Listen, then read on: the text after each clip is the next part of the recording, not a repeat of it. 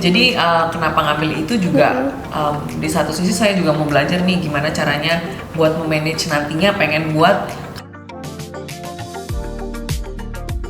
Hai sahabat Oasis Bali, kembali lagi dengan Kak Kim, dan seperti yang kalian udah lihat di sini kita udah nge-set up, yang berarti kita bakal melakukan testimoni bersama special guest kita di sini ada 2 orang. Dan kalau kalian penasaran bagaimana journey mereka sampai visanya grand, tetap stay tune dan nonton videonya terus. Oke, halo Kak. Sebelumnya perkenalkan saya Kimpa sebagai admission di sini. Mungkin dari kakaknya dulu boleh perkenalkan nama, jurusan yang dipilih, juga backgroundnya dan alumni dari sekolah mana gitu. Halo, aku Ovira. Saya alumni dari Santo Yosep Denpasar ya, tapi angkatannya udah kayak lama banget. Terus udah gitu, negara yang nanti akan dituju adalah New Zealand. Jurusannya mau ngambil Master of Applied Management di SIT. SIT New Zealand. Yes, Oke. betul. Untuk kakaknya? Halo, nama saya Yosua, alumni dari Santo Yosep juga, sudah lama. Terus saya mendampingi istri saya untuk ambil master di SIT. Oke, mungkin selanjutnya aku mau nanya nih, kenapa kakak memutuskan buat milih jurusan Master of Applied Management ya tadi? Kenapa milih jurusan itu? Karena memang dulunya waktu selesai kuliah tuh memang pengen master. Nah, cuman kan waktu itu sudah keduluan kerja duluan. Nah, terus sudah saking sekian lama kerja, terus akhirnya kayak keinginan master itu hilang gitu loh. Terus udah gitu lately semenjak nikah itu maksudnya oh ya kenapa enggak gitu kan. Nah terus udah gitu juga akhirnya temen tuh ada nanyain gitu, awalnya tuh temen ada nanyain, kamu nggak mau kuliah lagi aku kayaknya tahun depan mau kuliah ke New Zealand deh gitu dia bilang. Terus dia kayak kasih tahu ada apa.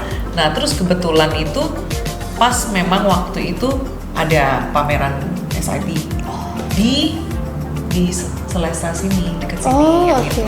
Nah terus udah gitu ya udah saya datang aja. Awalnya tuh nggak ada niatan mau ngambil apa, pengennya ini aja dulu, pengennya tahu aja dulu apa aja ada di sana gitu kan. Nah, terus udah gitu pas sudah ketemu dengan Pak Marcel sendiri kan, perwakilan dari SIT, akhirnya dijelasin tuh ada apa aja. Terus udah gitu kalau misalnya dengan backgroundnya kuliah saya dulu kuliahnya musik.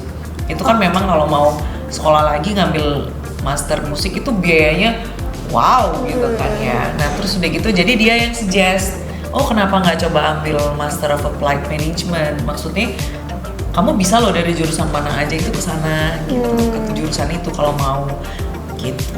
Awalnya sih karena itu. Terus setelah kakak mutusin nih buat nyarinya yang Master of Applied Management gitu, kira-kira yang sebelumnya background musik kakak tuh mau diapakan mungkin untuk nextnya setelah mengambil master gitu? Iya, jadi kenapa ngambil itu juga di satu sisi saya juga mau belajar nih gimana caranya buat memanage nantinya pengen buat kayak sekolah musik sendiri gitu. Jadi kan maksudnya kalau sekolah manajemen gitu kan ya pasti diajarin dong nanti gimana, apa yang mesti dipikirin, budgetnya bagaimana, apa segala macam kan. Soalnya dulu kan yang saya pelajarin ya cuman di bagian musiknya aja gitu anggapannya. Jadi di sini lebih ke bagian finance-nya gimana dan apa segala macam. Jadi harapannya nanti dengan sekolah itu ya akan tahu gitu gimana langkah selanjutnya untuk buat sekolah musik sendiri gitu. Oke Kak, mungkin boleh jelasin juga kenapa kakak mutusin buat ngambil masternya itu di luar gitu? Apakah emang karena temennya tadi ngerekomendasiin atau emang karena dari awal keinginan kakak buat oke aku pengen nyoba explore more di luar Indonesia gitu? Sejujurnya kalau dari saya pribadi itu karena dulu waktu saya kuliah itu saya kuliah di Malaysia. Oke. Terus pas balik ke Bali, memang kan pengen master, tapi memang pengen masternya tuh nyari di luar memang. Udah dari dulu memang gitu kan. Terus udah gitu, tapi kan waktu itu nggak berangkat, jadi lanjut di sini apa segala macam. Terus keinginan untuk itunya muncul lagi tuh ketika teman saya ngomong kamu nggak mau kuliah di sini, oh ya why not gitu kan. Pastinya kan kuliah di luar nih banyak persiapannya juga ya Kak buat menuju ke tahap ini sampai visanya grand gitu. Mungkin boleh diceritain juga ada hal yang berkesan mungkin selama prosesnya ini, atau mungkin ada saran buat teman-teman yang lagi menjalani juga proses untuk kuliah master di luar gitu. Kalau dari saya pribadi sih ya, hal yang berkesannya adalah sebenarnya saya tahu tentang OSS apa segala macam itu di bulan Juni tahun lalu. Oh, oke, udah lama. 2024. Maksudnya kalau saya dengar cerita-cerita teman saya yang rata-rata maksudnya yang sudah menikah terus udah gitu dia mau melanjut studi itu rata-rata tuh abis kayak 2 tahun 3 tahun gitu loh selama prosesnya sampai akhirnya bisa kuliah. Oke, lumayan gitu kan. lama ya, Kak. Yang lumayan lama. Cuman kalau dari saya sendiri yang berkesan buat saya adalah proses kami cepat. Maksudnya kalau New Zealand ini kan maksudnya saya dapat dengar dari teman-teman yang lain gitu bilangnya iya New Zealand tuh santai negaranya jadi mungkin jawabannya lama apanya segala macam lama apanya lagi segala macam lama gitu kan. Cuman saya pribadi dapat jawaban dari kampus, maksudnya dari Kastinanya juga connect apa-apa, ngurusin apa-apa yang berhubungan dengan kampus itu semuanya cepet jawabannya. Jadi saya juga kayak katanya lama gitu kan. Terus untuk yang saya paling berkesannya banget itu waktu mau apply visa. Memang kan perjalanan untuk menyiapkan dokumennya memang lama. Cuman ya maksudnya itu ya memang harus dijalani lah gitu. Nah tapi waktu sudah apply visa, saya expect karena tulisannya di imigrasi sendiri di website imigrasi kan sampai 4,5 minggu sampai berapa minggu gitu kan. Saya jadi expect ini bakal lama banget nih visanya gitu yang student visa saya. Terus jadi ternyata maksudnya punya saya jadi dalam semingguan 8 harian doang gitu. Jadi itu yang berkesan banget sih buat saya. Gitu. Itu yang paling berkesan sama saran saya kalau misalnya buat ada yang mau pengen master nih, udah lama kuliahnya dari kapan, terus masternya mau kapan, tetap jalanin. Maksudnya kalau emang itu mimpi kamu, jalanin. Gimana pun pasti akan jalannya kebuka. Kalau emang kamu berusaha dengan sungguh-sungguh, pengen cari tahu informasi sungguh-sungguh gitu, maksudnya jalannya akan kebuka. Atau maksudnya kita juga akhirnya ketemu dengan Kak Astina dari OSS yang membantu ya kan, gitu. Jadi itu saran saya sih, maksudnya cari agent juga penting. Gitu. Kalau dari saya sih yang berkesan itu karena kan kita sudah dari tahun lalu ya, dari tahun lalu itu sempat ada yang ada yang ditunda karena mungkin masalah biaya juga kan. Tapi kalau sebelum di OSS juga kita ada sempat nanya ada agent lain juga, cuman kayak karena ditunda itu jadi ya sudah dilepas gitu loh.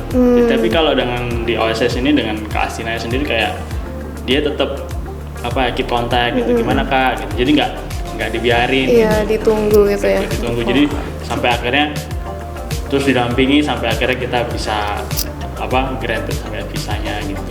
Jadi seperti yang kakaknya Elvira tadi bilang, kalau emang kalian dari awal niatnya udah bagus, udah punya niat besar gitu buat keluar negeri itu pasti nanti jalannya bakal dilancarkan gitu ya. Despite all of the things yang other people bilang dari experience mereka masing-masing gitu, mungkin ada yang bilang lama atau gimana, kalian tetap aja fokus ke tujuan kalian sendiri. Preparationnya nih udah apa aja nih Kak setelah visanya grant? Mungkin apa nih sih yang sekarang kakak sedang persiapkan? Mungkin ada tempat tinggal atau bagaimana? Boleh dijelaskan kakaknya juga. Abis visa granted kita langsung cari tiket sih. Langsung cari tiket ya, oke.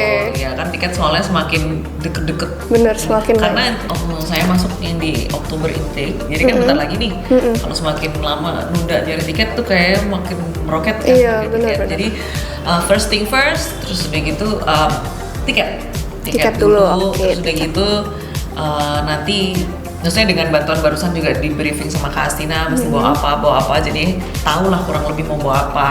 Tapi yang pasti ya juga siapin koper lah, siapin baju-bajunya, apalagi musim di sana kan juga ada 4 ya. Iya.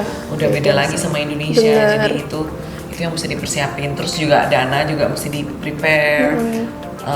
Untungnya maksudnya dari SIT juga kasih kemudahan, kita dapat free accommodation kan selama 2 minggu. Jadi itu membantu banget sih. Itu sih selain dana ya itu cuman mempersiapkan diri menghadapi nanti apa yang akan terjadi di sana. Oke, menarik banget. Kalau saya mungkin mempersiapkan mental ya. Oh iya, oke. Karena kan jauh banget nih dari Bali kan. Kita juga ada keluarga di sini yang masih ditinggalkan, sama mungkin ada beberapa kerjaan-kerjaan yang mungkin harus diselesain. Sama kayak tadi juga ya apa yang mau dibawa, baju-baju kah atau misalnya hal-hal lain dibutuhin di sana lah. Kita masih dicari-cari lagi. Oke, tapi dari pihak keluarga udah support banget dari awal ya Kak. Jadi Sudah. Oke, menarik. Oke guys, jadi yang pertama itu tadi tiket, terus persiapan pribadi kalian, dan akomodasi kebetulan karena dari SIT-nya udah menyediakan langsung selama 2 minggu itu free lagi ya, itu juga membantu banget pastinya. Betul. Dan pastinya juga kalian persiapan buat farewell ke keluarga dan teman-teman di sini juga guys. Oke, kakaknya nanti ada ada plan buat di sana mau ngapain aja gitu? Kalau plan sih sambil mendampingi kan cari kerja juga ya. Jadi dari persiapannya mungkin dari sini juga ada pengalaman kerja. Jadi mungkin itu yang saya mulai bikin CV juga, CV juga untuk disebar di sana. Siapa tahu mungkin di sana kan juga perlu ya, butuh juga gitu untuk skill saya. Terus juga cari-cari sertifikat yang lain, mungkin siapa tahu dapat di bidang lain selain yang dari yang pengalaman saya gitu. Oke guys, kan kita sudah reach the end of this session. Sekarang kita pastinya akan jargon dulu, jargon OSS bersama kakak-kakaknya ini. One Step Solution Bali, make you priority. Yay!